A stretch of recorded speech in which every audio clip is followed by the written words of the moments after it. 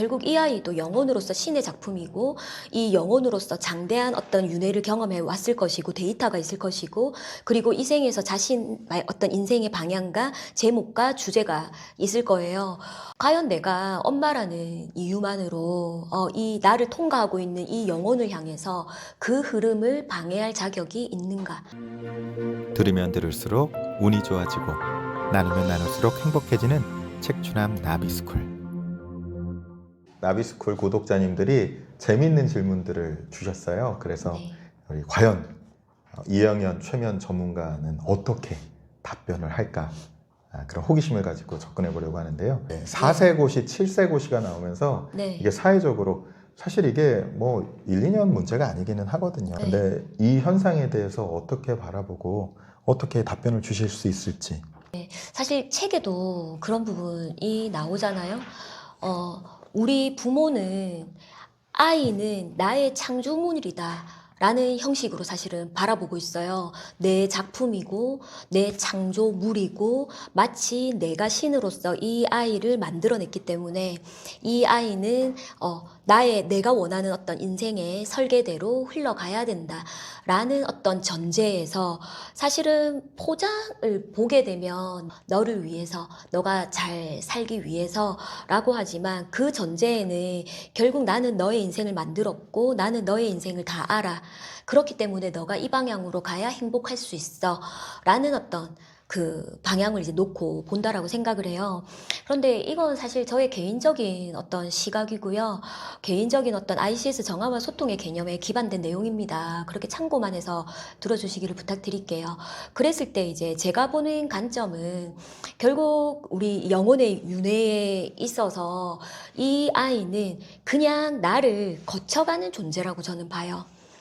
내가 이 아이를 만들어내는 게 아니라 신이든 세상 만물이든 인생의 어떤 순리든 영혼의 이 흐름이 이 아이를 나를 통해서 그냥 지나가게끔 이 흐름을 지나가게끔 저는 유도를 하고 있다라고 제 눈에는 그렇게 보거든요. 그렇게 봤을 때 내가 이 아이를 창조한 나의 작품이 아니기 때문에 결국 이 아이도 영혼으로서 신의 작품이고 이 영혼으로서 장대한 어떤 윤회를 경험해 왔을 것이고 데이터가 있을 것이고 그리고 이 생에서 자신의 어떤 인생의 방향과 제목과 주제가 있을 거예요. 그렇게 이제 바라봤을 때 저는 드는 생각이 과연 내가 엄마라는 이유만으로 이 나를 통과하고 있는 이 영혼을 향해서 그 흐름을 방해할 자격이 있는가? 그리고 내가 이 흐름을 방해했을 때 일어나는 그 파장들이 오히려 이 아이의 영혼의 흐름에 굉장한 어떤 혼란을 더 주지 않을까라는 생각을 하게 됐어요. 어느 순간부터. 그래서 저 또한 사실 딸을 이제 키워서 지금 22살인데요. 저도 이제 초등학교 때까지만 해도 굉장히 다른 부모들처럼 많이 신경을 썼었던 것 같아요. 그러다가 이런 이제 부분에 대해서 많이 알게 되고 통찰하게 하게 되면서 이 아이는 내가 만든 존재가 아니고 신이 만든 영혼의 존재고 나를 통해 지나가고 있을 뿐이고 그렇다면 내가 이 아이를 위해서 해줘야 하는 건 이 흐름을 방해하지 않게끔 온전한 존중과 자유를 주고 그리고 내가 필요할 때 적절한 최소한의 협력자가 돼줘야 되겠다. 이런 이제 관점으로 보게 되더라고요. 그리고 또 한 가지는 사실 우리가 껍데기는 내가 이 아이의 어른인 것처럼 부모처럼 보이지만 사실 우리 아이는 우리보다 훨씬 더 성숙한 영혼일 수도 있거든요. 영혼주로 따지면 알 수 없는 일이잖아요. 그리고 부모인 우리보다 훨씬 더 지금 우리의 스케일을 넘어서는 새로운 시대, 새로운 방향을 가지고 온 새로운 어떤 인류로 태어나고 있는 아이들이에요. 그런데 우리의 양육 환경에서 비롯된 우리의 어떤 스케일 안에서 이게 최고야 라고 하는 게 맞을까? 내 그릇이 작고 내 아이 그릇이 엄청나게 클 수도 있는데 그런데 내 그릇으로 이 아이의 그릇을 이렇게 억압해서 좁게 만드는 게 맞을까? 라는 생각이 들더라고요. 그래서 제가 중학교 때부터 실질적으로 딸아이 이렇게 공부 이런 부분에 대해서 완전히 정말 자유를 줬어요.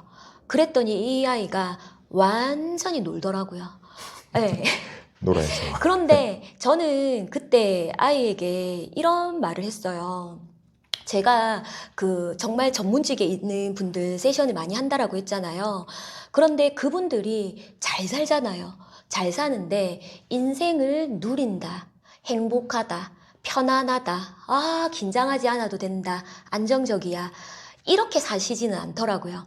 왜 그렇냐면 우리는 학습된 만큼 살잖아요. 그런데 어렸을 때 뭐가 안정적인지 학습이 안 돼 있는 거예요. 뭐가 즐거움이고 뭐가 행복하고 뭐가 인생을 누린다는 느낌인지 학습이 돼 있지 않은 거예요. 그래서 끊임없이 경쟁해야 돼. 끊임없이 뭔가 누군가랑 비교를 해야 돼. 너가 잘 살려면 좋은 직업이 있어야 돼. 대학을 잘 가야 돼. 이제 이것만 학습이 된 거예요. 타인, 직업, 돈.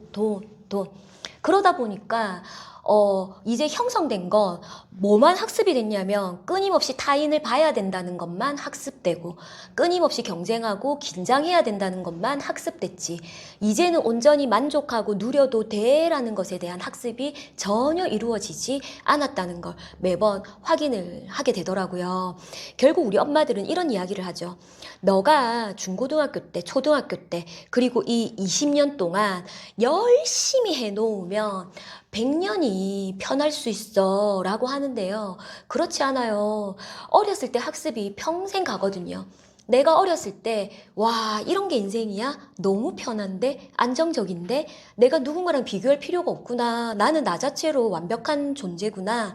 라는 것을 이 즐기고 온전한 나를 받아들이는 걸 어렸을 때 10대, 20대 안에 학습을 해야 100년, 150년의 인생을 살아갈 때 이 학습의 효과를 발휘할 수 있게 돼요. 그런데 우리가 정작 30대, 40대, 50대가 돼서 이 새로운 학습을 해보려고 시도하잖아요. 너무너무 힘들어요. 그래서 제가 제 아이한테는 뭐라고 했냐면 너가 초등학교 때 행복한 건 또 너무나 중요해. 초등학교 때 느끼는 행복은 또 다르거든. 그리고 너가 중고등학교 때 10대 때 행복한 것도 너무나 중요해. 왜냐하면 10대 때 누릴 수 있는 행복이 또 다른 색깔이 있거든.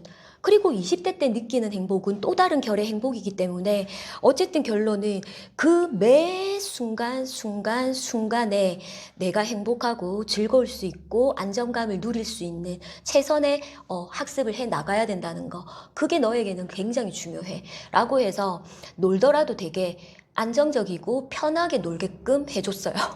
네, 그렇게 되게 편하게 이제 놀다가 지금은 이제 대학을 가서 지금 미국에 유학 가서 대학 생활을 하고 있는데, 정말 대학 가자마자 자기가 가고 싶은 길을 정말 소름 끼친다라는 느낌을 쓸 정도로 자기가 가고 싶은 길을 딱 정하고 정말 열심히 공부를 하기 시작하더니 또 이제 좋은 성과를 내서 편입도 이번에 하게 됐거든요. 그래서 제가 딸을 보면서도 다시 한번 느꼈어요. 온전하게 이렇게 자유를 줬을 때 그 아이가 이제 정말 날개를 펼치게 되는구나라고요. 그런 가운데 저도 이제 이런 고민들이 이제 부모님들한테 얘기를 드려요.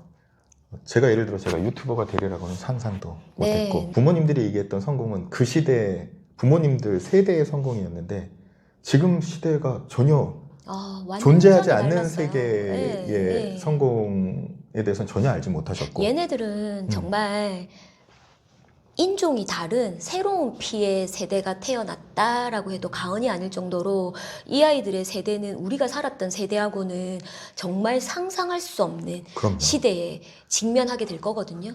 부모 안에 있는, 내 안에 있는 불안함을 정화해야 돼요. 결국 내가 불안함이 이 아이로 투영이 되거든요. 내 불안함이 사랑이 돼버리는 거예요. 이 아이를 위한 사랑. 하지만 내가 아이를 위해서 노력하고 있는 이 희생과 사랑 안에는 결국 부모의 불안함이 투영돼 있는 상태거든요. 이걸 이제 내가 내 자신을 조금 들여다보고 탐색했을 때 결국 근본적으로 해결을 하기 위해서는 부모가 심연 깊은 곳까지 안정감이 만들어지고 긴장감 없이 인생을 살아가는데 마음이 편안해져야 돼요. 그러면 아이들을 대할 때도 불안함이 아니라 정말로 이 아이들을 온전한 상태로 볼 수 있는 눈이 저절로 만들어지거든요. 저도 이제 그런 네. 생각을 많이 했는데 저 어렸을 때 교육받는 거랑 도대체 무슨 차이가 있을까? 네. 아무 차이가 없는 것 같고 그렇다고 또 대안 교육도 제가 관여를 해봤고 홈스쿨링 쪽도 좀 연이 닿아 있었기도 했고 했는데 이 시대를 위한 새로운 길을 보여줄 수 있는 교육이 절실히 필요하구나 이런 네. 생각들을 되게 네. 많이 느끼고 있고, 이런 세계관이나 이런 마음 공부와 더불어 돈 공부, 투자나 자기의 비즈니스를 만들어갈 네. 수 있는 네. 공부, 사람에 대한 이해, 이 천지인의 커리큘럼이 언제나 돼야 된다고 저도 계속 네. 느끼고 있어서 네. 또 그 일환으로 이렇게 엄마들이 먼저 그런 부모 교육으로 이런 세계가 부모들이 네. 자신들의 네. 불안과 두려움을 내놓을 수 네. 있고, 이 새로운 세계에서도 내 아이들이 잘 살아갈 수 있다라는 그 길을 좀 함께 보여주면 좋겠다라는 생각을 되게 많이 하고 부모로 있어요. 살 수 있는 최고의 사랑은 이 아이가 온전한 존재라는 걸 알아주고 받아들이는 게 가장 큰 사랑이 아닐까 싶습니다. 근데 어렵다는 겁니다. 네, 네. 저는 그래서 그냥 애기였을 때부터 그 얘기는 항상 해줬어요. 네. 여러분도 도움이 좀 되셨으면 좋겠는 게, 네. 그냥 항상 애기였을 때부터, 꼬마 때부터 우주보다 사랑한단다. 가능한 기분 좋게, 가능한 네. 웃는 얼굴로, 가능한 유머러스하게, 가능한 우아하게. 네. 그래서 yes라고 해서 you are excellent and special. 지혜롭게 많이 나누고 살거라. 네. 어차피 잘 될 테니까, 너는 럭키니까. 네. 이거를 그냥 끊임없이 반복하고 있습니다. 뇌파에 그냥 네. 몸에 네. 그냥 네. 새살버릇 네. 여든까지 꽂히도록 아, 그냥 네. 하고 있습니다. 그래서 제 친구도 저와의 차이가 있었는데, 친구가 어떤 상황이 이렇게 다가오던 간에 이렇게 생각을 하더라고요. 저는 또 엄마가 얘기하는 이 험한 세상에 저게 다가왔나 보다. 이러고 이렇게 움츠러드는데, 제 친구는 이렇게 반응하는 거예요. 난 내 인생의 주인공인데 주인공은 어려움을 넘어가야지. 이 정도는 넘어가야지. 그 태도가 너무 다르더라고요. 봤더니 네. 네. 어머니가 4살 때부터 이 아이 뒤에 대고 맨날 이렇게 V자를 하면서 아, 네. 네. 야, 넌 정말 운이 좋아. 모든 것이 합력하여 다 선을 이룰 거야. 네. 너는 참 인복이 좋아. 이 얘기를 평생 반복을 해놓으셨더라고요. 네. 네. 그래서 야, 이게 정말 노력이 가장 덜 드는 음. 방법이구나. 그리고 저희 딸이 되게 얼마 전에 이제 통화를 하면서 신기했던 게 이제 잊어버리고 있었던 에피소드가 떠올랐어요. 딸이랑 이야기를 하면서 엄마가 말한 그대로가 됐어 라고 해서 뭐라고 이제 떠올렸더니 뭐였냐면, 고등학교 때 2학년 때가 3학년 때 자기는 이제 공부를 안 하고 정말 행복하게 보냈어요. 놀면서. 행복하게 보냈는데, 중학교 때 자기보다 공부를 못했던 친구가 고등학교 와서 이제 열심히 하면서 자기보다 훨씬 좋은 성적이 나오는 거예요. 그러면서 이제 저희 딸이 그거를 보더니 조금 불안했나 봐요. 불안해서 엄마 나 이렇게 있어도 될까? 저 친구가 지금 나보다 훨씬 더 성적이 잘 나와. 쟤는 정말 약대 갈 것 같아. 의대 갈 것 같아. 하고 이제 불안해하는 거예요. 그래서 제가 속상해하는 저희 딸을 향해서 이런 얘기를 했어요. 야, 무슨 소리를 하는 거야. 너 경쟁자가 지금 너희 반에 수십 명 안에 있다고 생각해? 너 경쟁자가 지금 핀란드에 있을지도 모르고 스위스에 있을지도 모르고 호주에 있을지도 몰라. 너가 앞으로 어떤 삶을 살아갈지 모르잖아. 예를 들어서 너가 50대 60대 노벨상을 받을 수도 있어. 그럴 때 너희 반 아이랑 경쟁할 것 같아? 아니잖아. 이런 이야기를 했어요. 그 이야기를 했을 때 딸이 굉장히 많은 위로를 받았대요. 그래서 안심하고 다시 놀았대요. 괜찮겠구나. 예. 그러면서 이제 이번에 대학에 이제 들어가게 되면서 그 대학에 이제 되게 천재적인 아이들이 많이 온다라고 들었어요. 서울대보다 좋은 학교 가셨으니까 그렇죠. 온다고 이제 들었을 때 자기가 가만히 생각했더니, 아, 엄마가 그때 해줬던 얘기대로 되고 있구나라는 생각이 문득 떠올랐다고 하더라고요. 책에 보면 사실은 전생 퇴행이나 아니면 그 퇴행 그 최면을 했을 네, 때 네. 태아 쪽 이야기가 정말 되게 많이 많이 가죠. 나와요. 그 얘기들을 좀 우리 새로운 네. 엄마가 되거나 할 분들한테 좀 네. 실제로 태아 상태에 이렇게 연령역행을 해서 갔을 때 태아가 이제 이야기하는 상황들이 있어요. 엄마랑 아빠랑 이런 상황에서 엄마가 이렇게 하고 있다. 이런 이야기들을 하는 게 있잖아요. 그럼 이제 체면에 각성하고 나서 이제 집에 돌아가서 확인을 하는 거예요. 나는 자라면서 들은 바가 없는데 실제로 내가 뱃속에 있었을 때 엄마 이런 생각했었어? 이런 행동했었어? 라고 물었을 때 엄마도 이제 듣고 깜짝 놀라서 너가 어떻게 아냐고, 한 번도 이야기한 적이 없는데. 이런 사례는 정말 비제로 많고요. 사실 저만 해도 제가 체면을 배워서 딸한테 굉장히 많이 했거든요.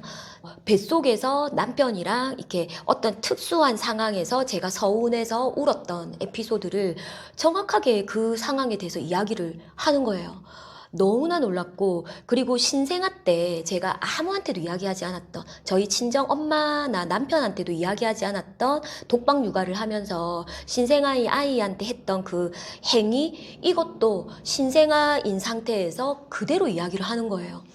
제가 그거를 보면서 정말 이 아이들은 스펀지처럼 단순히 세포가 아니라 스펀지처럼 어느 기간이 넘어가게 되면 이 엄마가 느끼고 있는 생각, 이 엄마의 신경에서 느끼고 있는 안정이나 불안정한 감정, 이거를 100% 그대로 다 빨아들여요.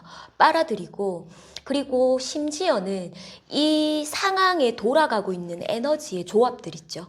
이 조합들까지 본능적으로 무의식이 다 빨아들이고 있는 것 같은 느낌이 들 때도 있거든요.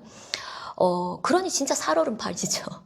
예. 그래서 저는 이제 임신을 하고 태교를 하는 상황이 돼야 됐을 때 정말 이 10달이 어느 정도로 중요한지, 이 아이의 실질적인 정체성이 뱃속에서 다 만들어져요. 나는 누구인가에 대한 출발점. 여기서 정체성이 만들어지는데 결국 나는 누구인가? 나는 지금 화가 나고 있는 존재야. 나는 지금 슬픈 존재야. 근데 그 슬픈 그 화가 누구 건가요? 보통 엄마의 거를 그대로 흡수하거든요. 이런 식으로 사실 우리는 태어났음에도 불구하고 이 탯줄이 끊어졌지만 결국은 이 엄마의 감정을 그대로 답습하면서 가는 또 시스템에 노출이 되어 있더라고요. 그랬을 때 이 엄마로서 이 아이를 대할 때 이런 얘기가 좋을 것 같아요. 제가 상담사로서 뱃속에 있는 태아에게 굉장히 많이 하는 작업이 뭐냐면 사실은 분리예요. 내가 지금 엄마에게 영양분을 받고 있지만 엄마의 인생이 내 인생일 필요는 없다라는 것에 대한 통찰. 그리고 엄마가 좀 슬플 수 있어요. 그죠? 엄마가 기분이 좀 안 좋을 수도 있고 속상한 게 인생이잖아요. 하지만 엄마의 감정이 이렇다 하더라도 너는 별개의 감정을 충분히 느낄 수 있는 주체자라는 이런 어떤 통찰을 상담자로서 굉장히 많이 유도를 하거든요. 그랬을 때 가장 좋은 건 산모가 10달 내내 안정을 느끼고 편안하면 제일 좋겠죠. 하지만 그렇지 못한 상황이 왔을 때도 사실은 아이를 향해서 엄마가 이런 이유 때문에 속상했지만 사실은 생각보다 별일 아니야. 그러니 안심해도 괜찮아. 그리고 엄마가 속삭한 이 마음이 너의 감정일 필요는 없어. 너는 너의 인생이 있고 앞으로 네가 살아가면서 너가 경험하는 것으로 비롯되는 너의 정체성이 있을 거야. 라는 말을 부드럽게 이렇게 각인시켜 주는 거. 이 아이가 이 말을 알아듣겠어요? 라고 하지만 아니요. 이 엄마의 마음에서 우러나오는 어떤 이 메시지가 언어 형태는 아니지만 이 아이의 무의식 속에 그대로 흡수돼서 전달이 돼요. 가장 좋은 건 10달 동안 엄마가 편안한 거잖아요. 그럴 거면 더 좋은 방식은 내가 임신을 계획하고 있죠. 그러면 수개월 전이나 뭐 몇 년 전부터 내 마음을, 내 내면을 미리 치유해 놓는 거예요.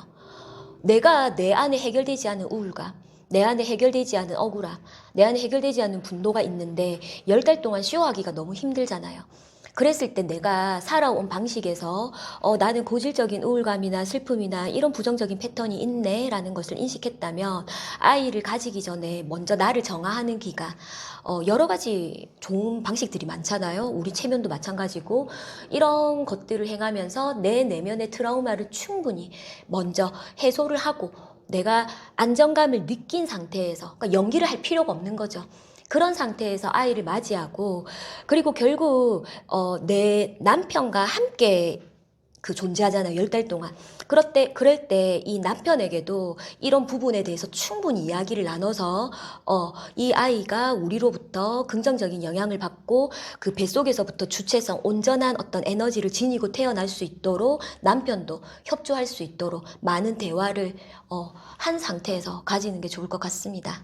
네, 브루스 네. 립튼 박사님, 스탠포드에서 이제 공부하신 유명한 박사님인데 델타파가 인간의 뇌파가 네. 과학적으로 이해하시는 거는 뱃속에 있을 때부터 3세까지 네네. 델타파가 주로 그때 거의 각인된 상태로 네. 3살 버릇 80까지 가는 게 이제 그때 네. 형성이 많이 되고 네. 그 다음에 3살부터 6살까지가 세타파가 음. 우세하고 이때도 이제 좋은 교육들, 감정적인 교육들, 이런 정서적인 교육들이 되게 중요하고 네. 그 다음에 6살부터 12살까지는 알파파가 음. 우세해서 창의적인 교육들, 네. 그 12살 이후부터는 베타파가 이제 주로 나와서 네, 논리적이고 이런 교육을 효과는 델타파일 때 그렇죠. 그게 지금 그 네. 과학적 이런 근거들하고도 다 지금 합치가 되고 있는 것 같은데요. 시작될 때 정말 우리 첫인상이라고 하잖아요. 뭐든지 첫 시작이 정말 중요한 것 같아요, 영향력이. 그런데 네. 태교를 제대로 못 받은 우리들은 어떻게 해야 되나요? 열심히 정화해야 열심히 그래서 네, 아까 그 수밖에 없죠. 또 하나의 질문은 또 그게 있었어요. 네. 어떻게 내려놓느냐 이런 얘기가 음. 알겠는데 이거 어떻게 내려놓고 사냐. 네. 말은 쉽다. 음. 학원하고 막 이거 두드리고 막 해도 네, 막 잘 안 네, 된다. 네. 그럼 뭐 어떻게 이걸 해야 될까요? 우리가 일상생활 속에서 내가 좀 힘을 빼고 내려놓고 싶다라고 이제 했을 때 저는 이런 어떤 조언을 많이 해요. 예를 들어서 선생님 저도 내면과 소통을 되게 잘하고 싶어요. 내면과 소통을 잘하려고 하면 어떻게 하는 게 좋나요? 노하우를 알려주세요. 라고 해서 제가 이런 말을 했어요. 소통하고자 하지 말라고. 소통을 내려놓을 때, 소통을 시도하지 않을 때 소통이 더 잘 된다라는 얘기를 했거든요. 이게 무슨 말이냐면 우리가 무엇인가를 해야 돼, 잘해야 돼, 잘해야 돼 라고 할 때 또 다른 의지가 생성되게 되더라고요. 예를 들어서 내가 내려놔야 돼, 내려놔야 돼, 내려놔야 돼 라고 할 때마다 우리는 새로운 내려놓음에 집착, 내려놓음의 강박에 시달리게 되고 그럴 때 오히려 여기서 힘이 들어가면서 악순환이 일어나는 경우를 제가 굉장히 많이 봤거든요. 그랬을 때 저는 저의 수강생들이나 내담자분들에게 내려놓지 마세요. 지니고 사세요. 왜 내려놔요? 힘들게 사지 마세요. 편하게 지니고 사세요. 하지만 그것을 지니고 살되 내가 무엇을 내려놓지 못하는 건 보고 살아야 돼요. 그래서 눈물 나면 우세요. 왜 애써서 눈물을 내려놔야 돼. 할 필요 없어요. 우세요. 펑펑 우세요. 하지만 우는 내 모습을 인식하고 우세요. 이렇게 이야기해요. 제가 이제 좀 전에 그런 얘기를 말씀드렸잖아요. 저번 시간에 결국 제가 이야기하는 내려놓음은 허용이거든요. 이것을 나는 너를 하지 않겠어. 이게 내려놓음이 아니라 이것을 통과하는 게 내려놓음이에요. 그대로 통과해서 체험하고 지나갔을 때 그거는 사라져버려요. 클리어, 클리어, 클리어. 체험이 되면서 그렇게 저절로 사라져버리거든요. 지나가버리거든요. 이게 진정한 내려놓음이라고 보는데 그러기 위해서는 우리가 해야 되는 게 뭐냐면 의식적으로 내려놔야지가 아니라 내가 불편한 걸 허용해야 돼요. 내가 눈물이 나네? 울자. 뭐 울면 뭐 어때? 울 수도 있지. 하지만 우는 내 모습을 그대로 체험하자. 받아들이자. 그럴 때 우는 이 행위가 자연스럽게 흘러가서 힘이 빠져요. 그리고 내일은 웃을 수 있어요. 오늘은 기분이 좋네? 웃는 나를 허용하자. 받아들이자. 하고 이렇게 받아들일 때 웃는 것도 지나가고 내려놓을 수 있죠. 결국은 좋은 것도 나쁜 것도 우리가 체험으로 바라보고 충실하게 체험하고 그것을 지나가고 할 때 우리가 의지적으로 내려놔야지라는 게 아니라 저절로 흘러가서 잡을 게 없는 거. 이게 진짜 내려놓음이 아닐까라는 생각이 듭니다. 이것도 ICS 정화와 소통의 해석일 뿐입니다. 네. 또 하나 좀 더 현실적인 네. 질문 중에 하나는 요새 정말 많이 혼란스럽잖아요. 네. 근데 혼란 그 이것들을 자체죠? 지금 혼란 그 자체인데 어느 쪽이 됐던 이 시간들을 어떤 분들은 너무 좌절스럽다고 느끼는 분들도 있고 너무 괴로워하시죠. 괴로워하시기도 하고 불면증에 시달리시기도 하고 네네. 그런데 이런 상황에서 이걸 어떻게 이 현상을 좀 바라보면은 지혜로울 것인가? 사실 제가 이런 어떤 말씀을 드리기 전에 먼저 전제해야 될 부분이 있어요. 분명히 말씀드리지만 사실 저는 예언가는 아니잖아요. 그죠? 아시다시피 예언가가 아니기 때문에 예언적인 입장에서 들으시면 안 되고요. 개인적으로 제가 느꼈을 때 그 느낌을 조금 말씀을 드릴게요. 제가 지금 보고 있는 어떤 지금 이 혼란은 사실 저는 너무 지금 당연하게 보여요. 왜냐하면 수년 전부터 거의 한 5년 전부터 2019년, 2020년 그때부터 이미 어떤 우리 인류의 굉장히 혼란스러운 시기 그리고 인류 모두의 혼란이기도 하지만 동시에 한반도에서 일어날 수 있는 굉장한 어떤 혼란스러운 어떤 에너지가 뭐 정확하진 않을 수 있지만 2019년, 20년 경부터 굉장히 강렬하게 느껴졌었거든요. 그리고 특히나 2025년 이 해는 뭔가 그 절정 있죠. 이 혼란기의 어떤 정점을 찍는 해라는 느낌이 수년 전부터 계속 들었어요. 들었기 때문에 저는 그냥 너무 당연한 어떤 혼란이구나. 당황스럽지 않게 이 상황을 보고 있고요. 그렇다면 우리 한반도의 혼란이 뭐냐라고 했을 때 이거는 이제 땅에 있는 어떤 각각의 카르마를 말할 것 같아요. 그랬을 때 우리 한반도에는 인간관계의 갈등에 대한 카르마가 저는 굉장히 많이 느껴졌어요. 우리 왜 휴렘 박사님이 처음에 우리나라 공항에 이렇게 딱 도착했을 때, 발을 딱 디뎠을 때, 여자의 한, 이런 게 느껴졌었다라는 어떤 에피소드를 제가 읽은 적이 있었거든요. 그것처럼 실제로 이 한반도에서는 뭐, 땅이 어떤 저주가 내려져서, 뭐, 지리적으로, 뭐, 이런 카르마보다는 인간관계에서 오는 갈등에서 오는 카르마가 굉장히 짙게 에너지가 있다라고 저는 느꼈거든요. 사실 그 예로 우리가 남한 북한으로 이렇게 갈라져 있는 것 자체도 사실은 인간관계의 갈등이라고 볼 수 있죠. 그리고 더군다나 한반도는 지리상 여러 곳의 침략을 끊임없이 받았죠. 이것도 인간관계에서 오는 갈등과 침략이라고 볼 수 있고요. 그랬을 때 이 2025년도 그리고 이 넓게 봤을 때 이 10년의 혼란기는 뭔가 인간사이의 갈등, 비난, 편가르기, 이런 인간사에서 오는 최고의 갈등의 혼란일 확률이 많겠다라고 생각을 했었습니다. 그리고 지금 이제 보면 딱 그런 어떤 혼란이 보이더라고요. 그랬을 때 저는 일단 당연하다는 느낌과 한 가지는 뭐냐면 우리가 정말 어떤 껍질을 벗겨낼 때는 고통이 있기 마련이에요.